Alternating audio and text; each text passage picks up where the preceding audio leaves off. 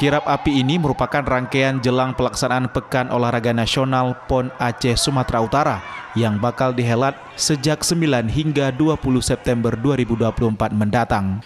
Diketahui 20 orang rombongan pembawa kirap obor api PON ke-21 sebelumnya melewati kota Medan, lalu ke Kabupaten Aceh Tamiang dan singgah ke kota Langsa. Menurut Syahridin, masyarakat dan pemerintah Kota Langsa bersyukur telah menerima kirap obor api PON. Artinya apa yang menjadi tugas dan kewajiban Pemko Langsa telah terlaksana dan sudah diselesaikan bersama-sama. Alhamdulillah kita senang, puas hari ini, dukungan dari masyarakat maksimal dan dukungan dari Forkopimda alhamdulillah seluruhnya hadir pada hari ini.